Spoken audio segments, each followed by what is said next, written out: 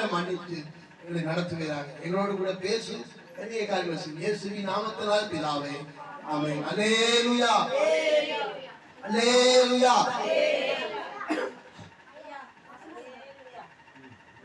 தம்பி ஒரு வசனம் சொல்லுவாரு, அதுக்கப்புறம் இந்த மெசேஜை கண்டினியூ பண்ணுவோம். கர்த்தர் நம்மை ஆசீர்வதிப்பார். கர்த்தர் துணை. சங்கீதம் 21:20.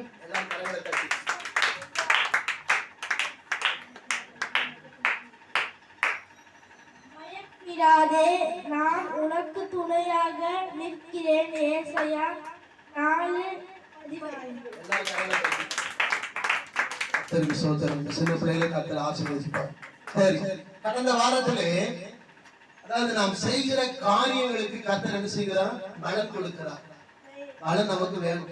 நாம் படுகிற எல்லா பிரயாசத்துக்கும் நிச்சயமாகவே கர்த்தர் நமக்கு என்ன செய்வார்? பலன் அளிப்பார். நம்ம படுகிற பாடுகள், எவ்வளவு பாடுபடுறோம் எவ்வளவு நமக்கு தெரியும். இப்ப நான் படுற பாடு எனக்கு தெரியும், அதே போல நீங்க படுற பாடம் உங்களுக்கு தெரியும். அப்ப நீங்க படுகிற எல்லா பாடுகளும் எல்லா பிரயாசமும் என்ன செய்யாது? வீண் போகாது. எல்லாத்துக்குமே கர்த்தர் பலன் தருவார். அல்லேலூயா. அப்படி அந்த பலனை இந்த வருஷ துவக்கத்திலே கடந்த வாரத்துல பார்த்தோம். அந்த பலனை நாம் பெற்றுக்கொள்ளணும்னா நாம் என்ன செய்யணும்? நாம் மனுஷர்கள் பார்க்கும்படி எந்த உதவியும் மனுஷர்கள் பார்க்க வேண்டும் சொல்லி செய்யக்கூடாது. காணிக்கை கொடுத்தாலோ எதை செய்தாலும் மனுஷர்கள் பார்க்கணும், அவங்க நம்மளை பார்க்கணும் அப்படின்னு சொல்லி பார்க்கிற மாதிரி நம்ம என்ன செய்யக்கூடாது? கொடுக்கணும். அதே போல நாம செய்யற உதவியை இன்னொருத்தர் சொல்லி காட்டவும் கூடாது. அல்லேலூயா. நம்ம ஒரு உதவி பண்றோம்னா அந்த உதவி செய்கிறவர்கள் யாருக்குன்னா போய் சொல்லட்டும். ஆனா உதவி செய்கிற நாமே இன்னொருத்தர் போய் சொன்னா நமக்கு அது என்னது? பெருமை. என்னது? பெருமை உள்ளவர்களாய் மாறுகிறோம். பெருமை உள்ளவனுக்கு கர்த்தர் எதிர்த்து நிற்கிறார். அதனால அந்த பெருமை நமக்கு வேண்டாம். நம்ம 1000 ரூபாய் கொடுத்தாலும் சரி, கோடி ரூபாய் உதவி பண்ணாலும் சரி, ஆத்தி போய் என்ன செய்யக்கூடாது? நான் இந்த மாதிரி உதவி பண்ணேன்னு சொல்லி ஆத்தி போய் சொல்லக்கூடாது. அல்லேலூயா. அது சின்ன உதவியா இருக்கலாம், பெரிய உதவியா இருக்கலாம். எந்த உதவி செய்தாலும் சரி, நான் இந்த உதவியை செய்தேன் இவர்களுக்கு, இந்த நேரத்துல இந்த நாளில இவர்களுக்கு நான் இந்த உதவியை செய்தேன்னு சொல்லி யாரிடத்துல போய் நாம என்ன செய்யக்கூடாது? சொல்லி காட்டக்கூடாது. அதே போல மற்ற மனுஷர்கள் பார்க்கணும்னு சொல்லி எந்த உதவியும் செய்யக்கூடாது. அல்லேலூயா. அதனால நம்முடைய வாழ்க்கையில நமக்கு உதவி வேணும்னா, அதனால நம்முடைய வாழ்க்கையில நாம் படுகிற எல்லா பிரயாசத்துக்கும் நமக்கு கர்த்தர் நிச்சயமாகவே பலன் தருவார். இந்த வருஷத்துல நீங்க எவ்வளவு பாடுபட்டாலும் சரி, எல்லா பாடுகளுக்கும் உங்களுக்கு என்ன உண்டு? பலன் உண்டு. அதனால கவலைப்படாதீங்க. நீங்க படுகிற பிரயாசம், எல்லா பிரயாசத்துக்கும் உங்களுக்கு என்ன உண்டு? பலன் உண்டு. அல்லேலூயா. நான் வேற உன் கைகளின் பிரயாசத்தை நீ என்ன செய்வாய்? சாப்பிடுவாய். இன்னைக்கு நிறைய பேர் நாம செய்யற பிரயாசப்படுறோம், அதை வச்சு நம்மளால சாப்பிட கூட முடியாது. பாத்திருக்கீங்களா? நிறைய பேரு நல்ல வசதியா இருப்பாங்க, நல்ல பணம் அப்படி பேங்க்ல நல்லா சேர்த்து வச்சுட்டு இருப்பாங்க. ஆனா சாப்பிட முடியாது. எனக்கு சுகர், எனக்கு பிரஷர், இத சாப்பிட்டா எனக்கு என்ன ஆயிரும்? இது வந்துடும். அப்படி அவங்களுடைய இஷ்டப்பட்டு அவங்க பிரியப்பட்டு எதையும் என்ன செய்ய முடியல, சாப்பிட முடியல. ஆனா உன் கைகளின் பிரயாசத்தை, ஆனா நாம படுகிற எல்லா பிரயாசத்தையும் நாம் தான் என்ன செய்யணும்? நாம் தான். நான் கஷ்டப்படுறேன்னா என்னுடைய கஷ்டத்துக்கு நான் என்ன செய்யணும்? அந்த கஷ்டப்படுகிறத நான் எல்லா கஷ்டத்துக்கும் நானா தீர்வை பெற்றுக்கொள்ளணும். இன்னொருத்தர் தீர்வை பெற்றுக்கொள்ள கூடாது. நீங்க நிறைய பேர் சேர்த்து வைக்கிறாங்க, அனுபவிக்கிறாரு இன்னொருத்தர். உண்மையே இல்லையா? நல்லா சேர்க்கிறாங்க, ஓடி ஓடி ஓடி ஓடி அதான் சரியா சாப்பிடாம வைக்காம நல்லா சேர்ப்பாங்க. கடைசி அனுபவிக்கிறது அவங்க அனுபவிக்க மாட்டாங்க, இன்னொருத்தர் அனுபவிப்பாங்க. அப்ப நாம் செய்கிற காரியத்துக்கு நாம் தான் அனுபவிக்கணும். நீங்க அப்படி இல்லையே, இருக்கோமா இல்லையா? அப்படி கிடையாது. நீங்க அப்படிலாம் இல்ல. நாம படுகிற எல்லா பிரயாசத்தையும் நாம் கஷ்டப்பட்டோம்னா நாம் தான் சந்தோஷத்தை அனுபவிக்கணும். அதை இன்னொருத்தர் அனுபவிச்சு ஒரு புண்ணியமும் கிடையாது. அல்லேலூயா. அதனால நாம் படுகிற எல்லா பாடுகளுக்கும் எல்லா பிரயாசங்களும் வீண் போகவே போகாது. இந்த வருஷத்துல கர்த்தர் நமக்கு எல்லா வருஷத்துக்கும் என்ன செய்வார்? பலன் தருவார். அதுல எந்த மாற்றமும் கிடையாது. நீங்க எவ்வளவு இது வரைக்கும் இத்தனை வருஷமா எவ்வளவு பாடுகள் பட்டீங்க, எவ்வளவு கஷ்டப்பட்டீங்க, எவ்வளவு காரியம் செஞ்சீங்க, எல்லா காரியத்துக்கும் கத்தரிச்சுவார், பலன் தருவார். அதற்கு நாம் செய்ய வேண்டிய காரணம் முதல்ல மனுஷர் பார்க்கும்படி எந்த உதவியும் செய்யக்கூடாது.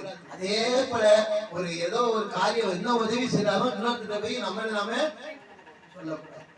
இது முதல். இரண்டாவது, இன்னைக்கு நாம் என்ன செய்யணும்னா நமக்கு பலன் வரணும். நாம் செய்கிற நாம் படுகிற பிரயாசம் வீண் போகாமல் நமக்கு பலன் வரணும்னா நாம் செய்ய வேண்டிய அடுத்த ஒரு காரியத்தை குறித்து வேதத்தை வாசிப்போம். மத்திய எழுதின சுவிசேஷம் 6ஆம் அதிகாரம் எடுத்துக்கொள்வோம். மத்திய எழுதின சுவிசேஷம் 6ஆம் அதிகாரம் 14வது வசனத்தை வாசிப்போம். நல்லா கவனிங்க. மனுஷருடைய தப்பீதங்களை நீங்கள் அவர்களுக்கு மன்னித்தால் உங்களுக்கு மன்னிப்பார். அல்லேலூயா. இரண்டாவது, நாம் படுகிற பிரயாசம் வீண் போகாமல் நாம் படுகிற பாடுகளுக்கு தக்க நாம் பிரதிபலனை பெற்றுக்கொள்ள வேண்டும் என்றால் இரண்டாவது நாம் செய்ய வேண்டிய காரியம் தான் மனுஷருடைய தப்பீதங்களை நாம் என்ன செய்யணுமா? மன்னிக்கணும். என்ன செய்யணும்? மன்னிப்பு. நமக்கு தெரிஞ்ச பூ எல்லாமே மல்லிகை பூ, பிச்சி பூ, செம்பருத்தி பூ, சாமந்தி, இந்த பூ தான் தெரியுது நமக்கு. மன்னிப்பை பத்தி நமக்கு தெரியல. மன்னிப்பு ரொம்ப முக்கியமான ஒன்று. அதாவது கிறிஸ்தவர்களா இருக்கிற இயேசுவை ஏற்றுக்கொண்டு இயேசுவை பின்பற்ற வேண்டும் என்று நினைக்கிற எல்லாத்துக்குமே முக்கியமான ஒண்ணு வேணும். என்ன வேணும்? மன்னிப்பு. இன்னைக்கு கிறிஸ்தவர்கள் பூ வைக்க மாட்டோம் அப்படின்னு நம்ம சொல்றோம். நல்ல விஷயம். பூ வைக்க மாட்டேன், அது வைக்க மாட்டேன்னு சொல்லி நிறைய தீர்மானம் எடுத்துருக்கோம். சூப்பர், நல்ல விஷயம் தான். ஆனா மன்னிப்பு இருக்காது. மன்னிப்பு என்கிற அந்த தன்மை இல்லாம நீ பூ வச்சா என்ன, பூ வைக்கட்டா என்ன? புரியுதா நான் சொல்றது? புரியுதா இல்லையா? பூ வைக்க மாட்டேன்னு சொல்றது நல்ல ஒரு தீர்மானம். அது உங்களுக்கும் கர்த்தருக்குள்ள இருக்கிற ஒரு கருத்து, ஒரு உடன்படிக்கைன்னு வச்சுக்கோ, ஏதோ ஒண்ணு. ஆனா நான் பூ வைக்க மாட்டேன், நல்ல விஷயம். ஆனா மன்னிக்கிற தன்மை இல்லாம நீ பூ வச்சா என்ன, பூ வைக்கட்டா என்ன?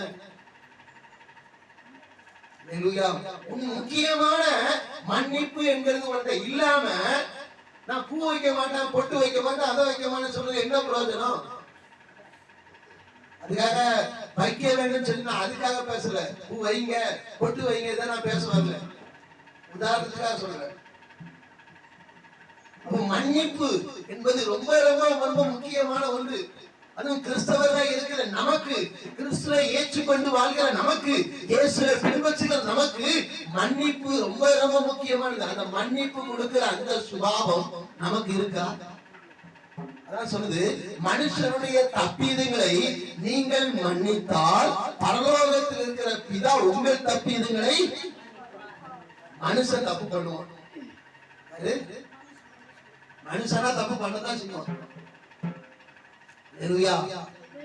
மனுஷனா தப்பு பண்ணாத மனுஷன் யாருமே சொல்ல முடியுமா? யாருமே சொல்ல முடியாது. எல்லா மனுஷனும் ஏதோ ஒரு விஷயத்துல, ஏதோ ஒரு காரியத்துல, ஏதோ ஒரு சூழ்நிலையில தப்பு பண்ணதான் செய்யறான். ஆனா அந்த தப்பு செய்யற அந்த மனுஷனை மன்னிக்க தெரிந்தவன் தான் ஆண்டவருக்கு பிரியமானவன். சும்மா நான் அவன் தப்பு பண்ணிக்க மாட்டேன், இவன் தப்பு பண்ணிக்க மாட்டேன், அவன் தப்பு பண்ணிக்க மாட்டேன், இவன் தப்பு பண்ண, அவன் பண்ண தப்பு பெருசு, அவன் பண்ண தப்பு பெருசு இல்ல. மனுஷருடைய தப்பிதங்களை மன்னிக்க நாம் கற்றுக்கொள்ள வேண்டும். இன்னைக்கு எத்தனையோ காரியங்களை கற்றுக்கொள்கிறோம். பிள்ளைங்க நல்லா படிப்பதற்கு கற்றுக்கொள்றாங்க, பைபிளை வாசிப்பது கற்றுக்கொள்றோம், நிறைய காரியங்களை கற்றுக்கொள்றோம். இந்த உலகத்துல உலக பிரகாரமான காரியங்களை நிறைய கற்றுக்கொள்றோம், ஆவிக்குரிய காரியங்கள் நிறைய கற்றுக்கொள்றோம். ஆனா மன்னிப்பை நாம் கற்றுக்கொள்கிறோமா? எப்படி மன்னிக்கணும், மன்னிப்பா என்ன, இதை நம்ம கற்றுக்கொள்ளணும். இதை கற்றுக்கொள்றதே கிடையாது. இன்னும் சொல்ல போனா மன்னிக்கிற தன்மையே நம்மகிட்ட இல்ல. இயேசுவை ஏற்றுக்கொண்ட நாம், இயேசுவை பின்பற்றுகிற நாம் மன்னிக்கிற தன்மை நமக்குள்ள இருக்கணும். அது ரொம்ப ரொம்ப முக்கியமான ஒரு குணம். இந்த குணம் நமக்கு இல்ல. இந்த குணம் நமக்குள்ள வந்துட்டுனா நாம் படுகிற பிரயாசத்துக்கு பலன் நிச்சயமா உண்டு. நாம் பட்ட பாடுகளை வீண் போகவே போகாது. நம்முடைய கையில் பிரயாசத்தை நாம் சாப்பிடுறோம். மன்னிக்கிற தன்மை இருக்கா? அதை நம்ம கற்றுக்கொண்டு இருக்கிறோமா? இன்னைக்கு நிறைய நம்ம என்ன செய்யற, நிறைய நேரங்கள்ல மனுஷனுடைய தப்பிதத்தை மன்னிக்கவே மாட்டேங்கிறோம்.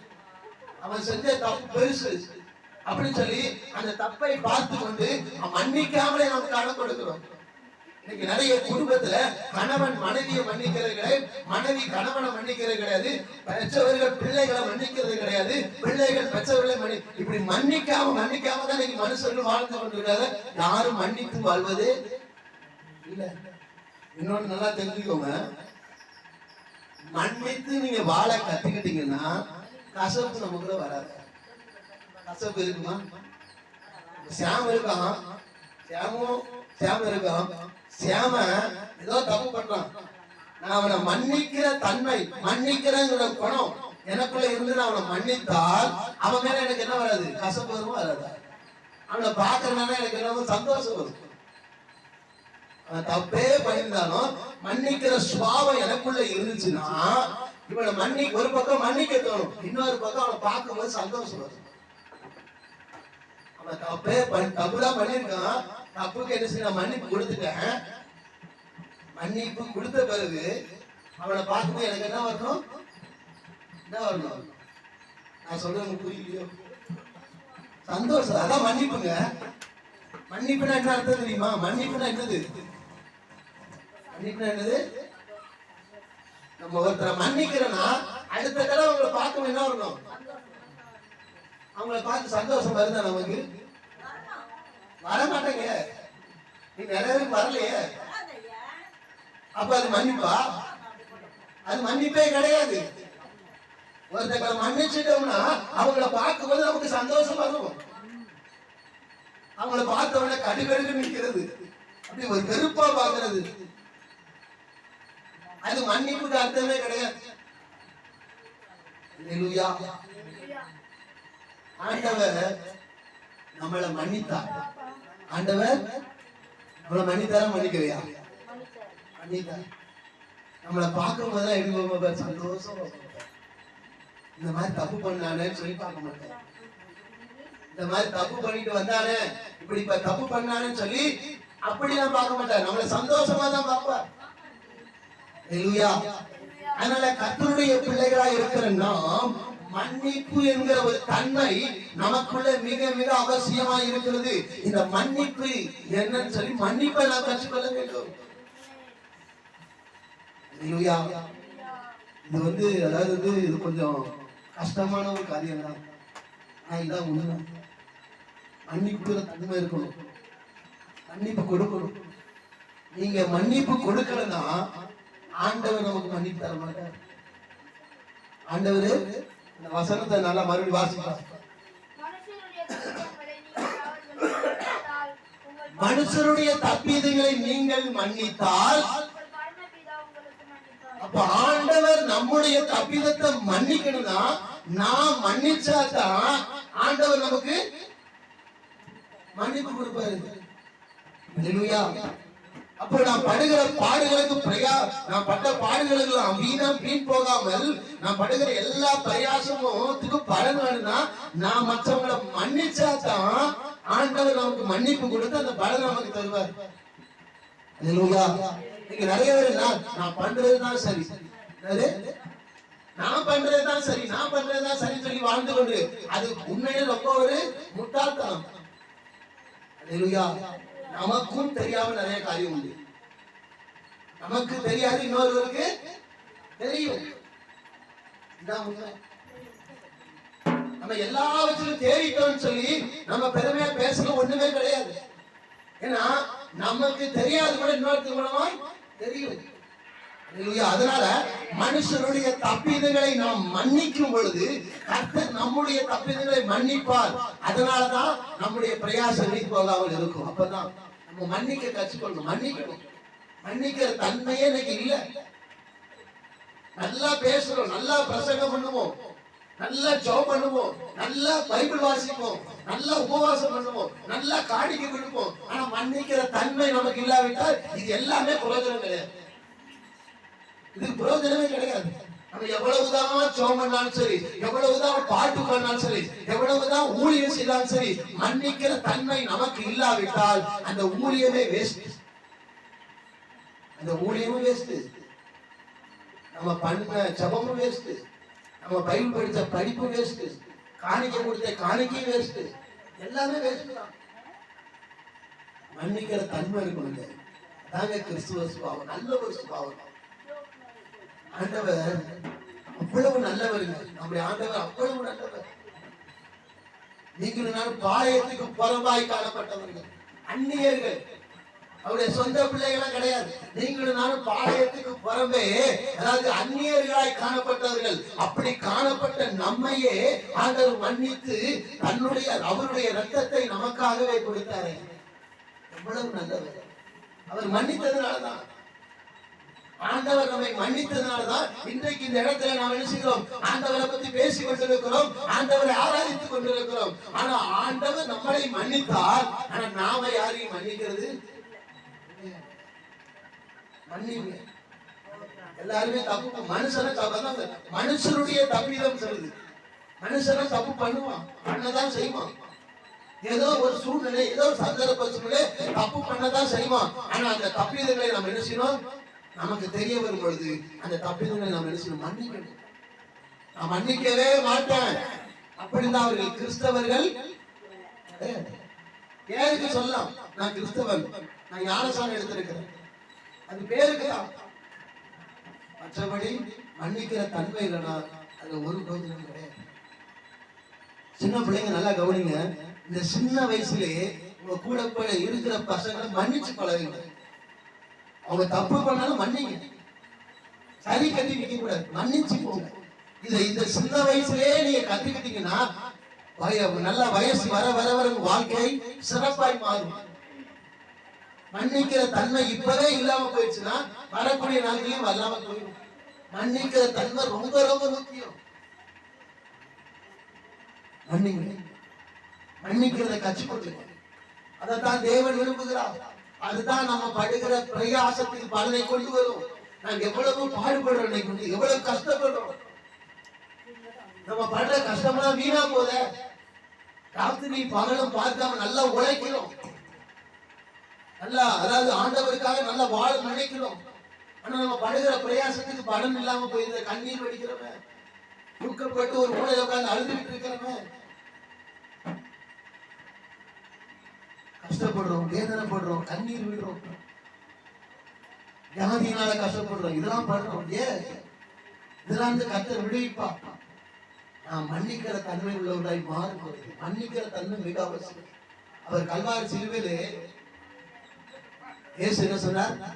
ஆண்டவரே, இவர்கள் செய்கிறது என்னதென்று அறியாது இருக்கிறார்கள்.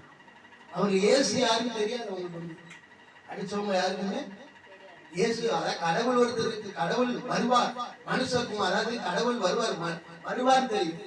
ஆனா இவர் தான் கடவுள் சொல்லி தெரியாது. அங்க அன்னைக்கு சூழ்நிலை உள்ள ஜனங்களுக்கு இவர் தான் இயேசுன்னு சொல்லி சொன்னாலும் ஏற்றுக்கொள்ளல. அதனால இவர்கள் அறியாமல் செய்கிறார்கள், இவர்களை ஆண்டவர் மன்னிப்பான். உன் சகோதரனிடத்தில் மன்னிப்பு கேட்டால் 7 தடவை 70 தடவை நிச்சயமா. எத்தனை தடவை? 7-70. நம்ம ஒரு ட்ரிப்பு மன்னிச்சுட்டு அடுத்த ட்ரிப் மன்னிச்சோம். போ, உன்னை மன்னிக்கவே மாட்டேன். மிஞ்சி மிஞ்சி கூட 2 டைம் மன்னிப்போம், 3 டைம், அவ்வளவுதான். அதுக்கப்புறம் மன்னிக்கிறதே கிடையாது. வேற என்ன சொல்றது? 7 தடவை 7-70. என்ன பாத்துக்க, கூட்டிக்க முடியல, கணக்கு போட்டுக்கோம். 7-70 தடவை நிச்சயமா மன்னிக்கணுமா? நம்ம அப்படி மன்னிக்கணுமா? இல்ல. மன்னிப்பு ரொம்ப முக்கியமானது. அதனால மன்னிப்பை கற்றுக்கொள்ளுவோம், மற்றதை அப்புறம் கற்றுக்கொள்வோம். ஜெபிக்கிறது, துதிக்கிறது, ஆண்டவர் பாடுறது, ஆண்டவருக்காக ஊழியம், அதெல்லாம் ஒரு பக்கம் இருக்கட்டும். முதல்ல மன்னிக்கிறத கற்றுக்கொள்வோம், நல்லா மன்னிக்க தெரிந்து கொள்வோம். அது அதுதான் முக்கியமானது. முக்கியமானது ஆண்டவர் ரொம்ப ரொம்ப எதிர்பார்க்கிறார். ஒரு தேவனுடைய ஜனங்களாய் இருக்கிற நமக்குள்ளே மன்னிக்கிற ஒரு சுபாவம் மிக மிக அவசியமாய் இருக்கிறது. அதை தேவன் நம்மிடத்திலிருந்து எதிர்பார்க்கிறார். அப்படி நாம் மன்னித்து வாழ கற்றுக்கொண்டால் நம்முடைய வாழ்க்கையில கர்த்தர் எல்லாவற்றையும் மன்னித்து நமக்கு எல்லாவற்றையும் தருகிறார். எல்லா ஆசீர்வாதமும் தேடி வருங்க. நம்ம எதையும் தேடி போக வேண்டாம். இன்னைக்கு தேடி தேடி போறோம், ஆசீர்வாதத்தை தேடி போறோம், நன்மையை தேடி போறோம், வேலையை தேடி போறோம். வேலைய இப்படி எல்லாத்தையுமே இன்னைக்கு நம்ம தேடிதான் போறோம். ஆனா ஆண்டவருக்கு உண்மையா இருந்தால் எதையும் நம்ம தேடி போக வேண்டாம். தெரியுமா உங்களுக்கு? யோசேப்பு உண்மையா இருந்தார். யோசேப்பு உங்க எல்லாருக்கும் யோசேப்பு பத்தி நான் சுருக்கமா சொல்லி முடிக்கிறத. யோசேப்பு உண்மையா இருந்தார். இந்த யோசேப்பு எகிப்து தேசத்தை தேடி போயா மந்திரியா மாறினா, ராஜாவா மாறின. எகிப்து தேசத்துக்கு பார்வோனுக்கு அடுத்த ஸ்தானமாய் ஒரு பெரிய ஒரு உயர்வை பெற்றுக்கொண்டான் யோசேப்பு. இதை தேடி அவன் போனானா இல்ல ஆண்டவர் கொண்டு போய் கொடுத்தாரா? அந்த பதவி இவனுக்கு தேடி வந்துச்சு. ஆண்டவர் கூட்டு கொண்டு போய் அந்த பதவியில உட்கார வச்சார். அவனை தேடி அந்த பதவி வச்ச தேவை, இவன் அந்த பதவியை தேடி இது காரணம் என்ன? மன்னிக்கிற தன்மை. அந்த எகிப்து தேசத்துல அதாவது இருக்கிற ராஜாவா இருக்கு, அதாவது பார்வோனுக்கு அடுத்த ஸ்தானத்தில் இருக்கிறான். தன்னுடைய சகோதரர் எல்லாம் நினைச்சாங்க, என்ன கேட்டு வராங்க? அப்பம் கேட்டு வராங்க, சாப்பாடு கேட்டு வராங்க. யாரு? கூட பிறந்த செய்ய என்ன எப்படிப்பட்ட சகோதரிமா? இவனை கொல்லணும்னு சொல்லி பேசுனவங்க, இவனை அடிக்கணும், இவனை கொல்லணும், இவன் என்ன வாழவே தகுதி இல்லைன்னு சொல்லி என்ன யோசேப்பு எடுத்தாங்க. சாகடிக்கிறதுக்காக முற்பட்டவன யாரு? கூட பிறந்த அந்த சகோதரன் எடுத்துறாங்க, சாப்பாடு கேட்க வந்திருக்காங்க. வேற யாரு? மன்னிக்கிற தன்மை இருந்ததுனால், மன்னிக்கிற குணம் இருந்ததுனால் அவங்களுக்கும் சாப்பாடு கொடுத்தான். மஞ்சள் இருந்துச்சா? மஞ்சள் இருந்துச்சுமா? ஏய் போ, அன்னைக்கு நீ என்ன பண்ணல, அன்னைக்கு என்ன குளியில கொண்டு போட்டிய, இன்னைக்கு நான் உனக்கு சாப்பாடு எப்படி தருவேன்? சாப்பாடு கொடுக்கறது ரெண்டாவது விஷயம். ஆனா நம்ம என்ன செய்வோம்? மஞ்சள் இருந்துச்சு என்ன செய்வோம்? இப்படி பேசுவோம். அன்னைக்கு என்ன குளியில கொண்டு போட்டிய, அன்னைக்கு என்ன செஞ்ச, இப்படிலாம் என்ன நடத்துறீங்க அப்படின்னு சொல்லி அந்த மஞ்சளை தீர்த்து கொண்டு சாப்பாடு கொடுப்போம். அவன் அப்படி கூட செய்யல. அவங்களை குறித்து எதுவே பேச மனம் கசந்து அழுதான், அவர்களை கட்டி பிடித்து அழுதான், அழுது என்ன சாப்பாடு கொடுத்தான். மன்னிக்கிற குணம். அதனால மன்னிக்கிற குணம் உள்ளவனாய், மன்னிக்கிற தன்மை உள்ளவனாய், மன்னிப்பை அவன் கற்றுக்கொண்டதனால் அவனை தேடி அந்த பதவி வந்துச்சு. இன்னைக்கு நாம் என்ன செய்யறோம்? தேடி போகிறோம், எல்லா ஆசீர்வாதத்தையும் தேடி போறோம், வேலையை தேடி போறோம், எல்லாம் தேடி போறோம்.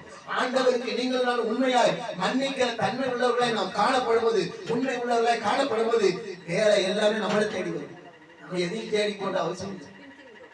இல்லையா? ஓரேச்சு ஆத்துங்கரையில போய் உட்காந்துருக்கான். இங்க போய் ஓரேத்து ஒரு ஆற்றங்கரையில போய் உட்காந்துருக்கான். அது வனாந்தரமான இடம். சாப்பிடுறதுக்கு யாருமே, ஆகாரம் கொடுக்க யாருமே கிடையாது, சாப்பாடு கொடுக்க யாருமே கிடையாது. ஆனா இவனை தேடி என்ன போச்சு? சாப்பாடு போச்சு. இவன் சாப்பாடை தேடி போகல, சாப்பாடு அவனை தேடி வச்சு. யோசேப்புக்கு பதவி எழுது அவனை தேடி வந்துச்சு. அதனால இயேசுவை நாம் மன்னிக்கிற தன்மை உள்ளவர்களை மாறும் பொழுது, மன்னிக்கிறதை நாம் கற்றுக்கொள்ளும் போது நம்மை தேடி எல்லாமே வரும். இதுதான் மன்னிக்கிற தன்மை. நாம் கற்றுக்கொள்ளுகிறோமா? எதனாமோ நீ கற்றுக்கொள்ளுகிறோம், எதனாமோ உலகத்தையே ரெண்டா பிளக்கிறதுக்க கற்றுக்கொள்ளுங்க. மனுஷன் தெரிஞ்சுட்டு இருக்கான். உலகத்தையே இருந்துச்சுனோம் நம்ம கையில கொண்டாந்து இந்த உலகத்துல இருக்க எல்லா மனுஷனும் நம்ம தான் என்ன செய்யணும்? ஆளுகை செய்யணும்னு சொல்லி நிறைய காரியங்களை கற்றுக்கொள்றோம். இன்னைக்கு என்னத்தெல்லாமோ கற்றுக்கொண்டு விரும்புறோம். ஆனா மன்னிக்கிற தன்மையை கற்றுக்கொண்டு நம்ம விரும்புறோமா? மன்னிக்கிறதே கிடையாது. இன்னைக்கு நிறைய குடும்பங்கள் சொந்தங்களை மன்னிக்கிறது கிடையாது, பந்தங்களை மன்னிக்கிறது, உறவுகளை மன்னிக்கிறது கிடையாது, கூட பிறந்த சகோதரன் மன்னிக்கிறது கிடையாது, மனைவியை மன்னிக்கிறது கிடையாது, கணவரை மன்னிக்கிறது கிடையாது.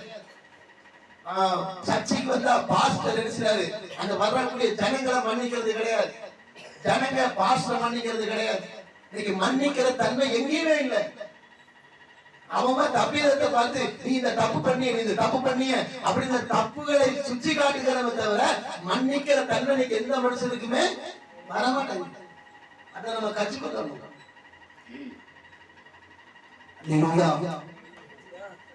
மன்னிக்கிற தன்மை ரொம்ப முக்கியமானது.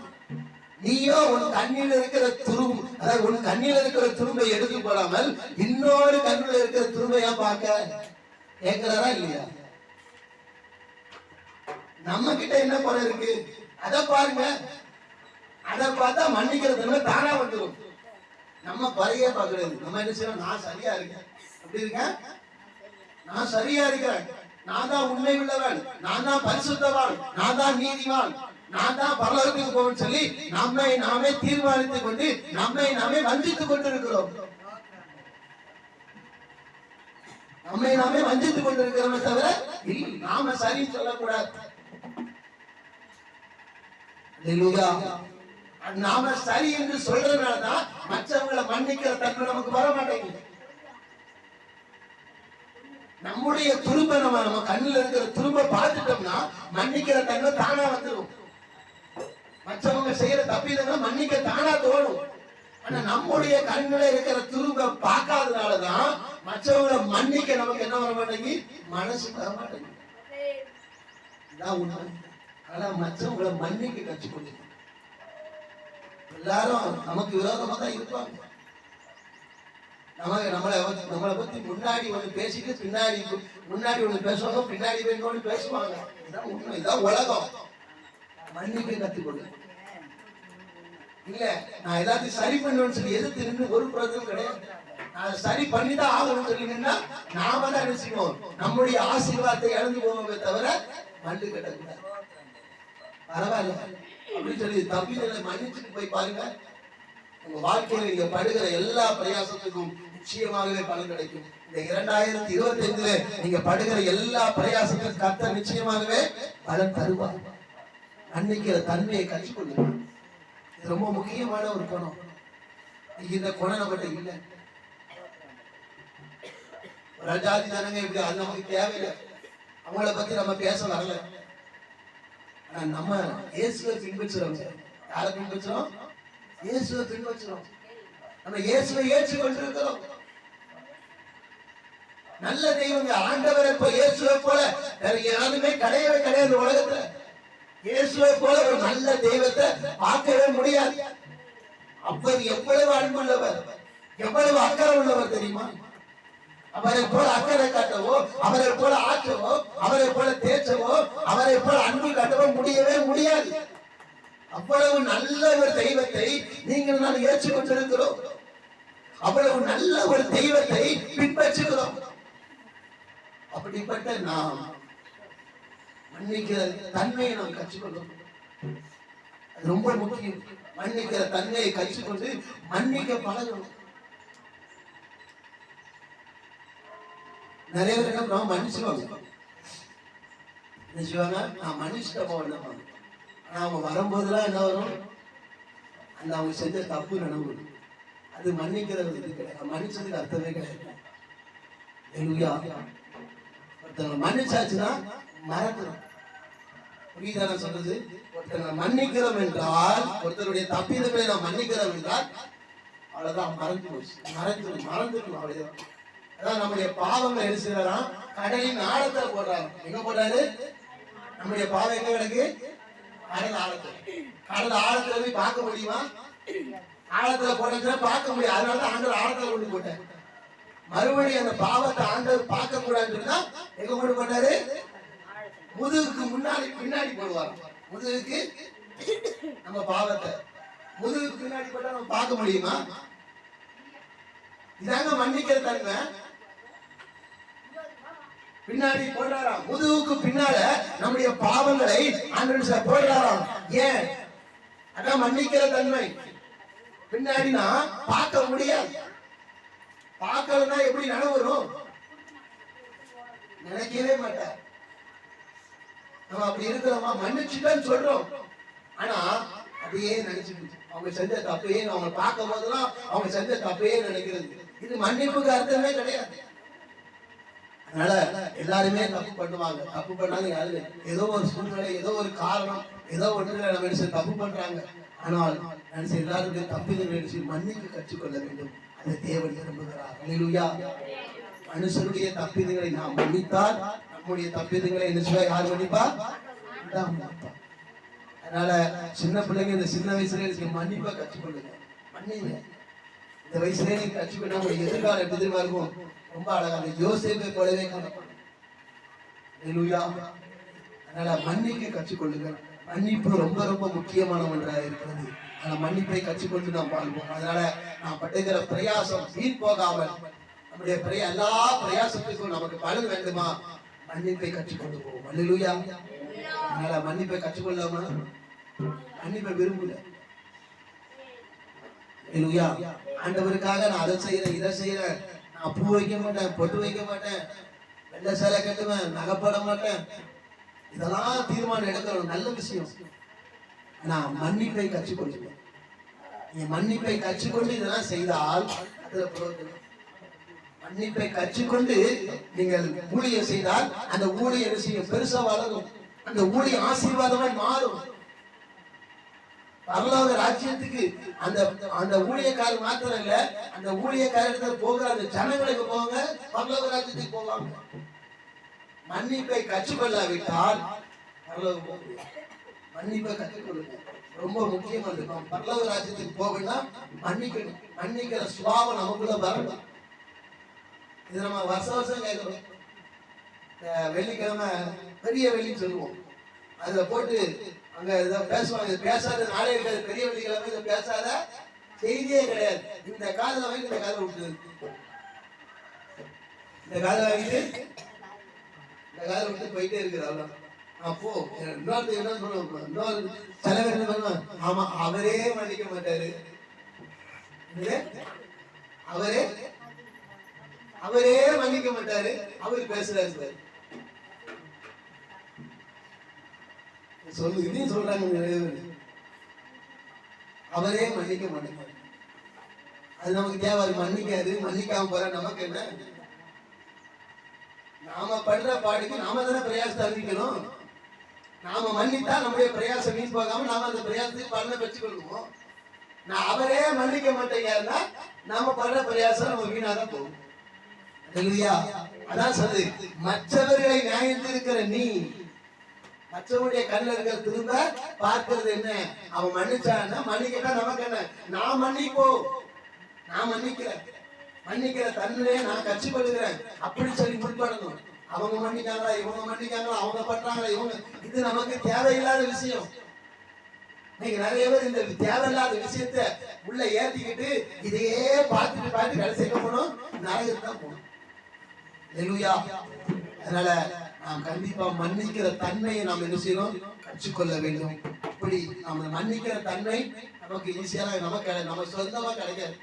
ஆண்டவருடைய கிருபையினால கிடைக்கும். ஏன்னா அவர் தான் மன்னிக்கிறவர். அவர் யாரு? மன்னிக்க அதிகாரம் உள்ளவர். யாரு? இயேசு. என்ன பேரு? மன்னிக்க. அப்போ அவர்கிட்ட தான் மன்னிப்பு இருக்கு. அப்போ அவர்கிட்ட போய் நம்ம கேட்டா அது நமக்கு தருவார். வேற யார்கிட்ட போய் கேட்டாலும் கிடைக்காது.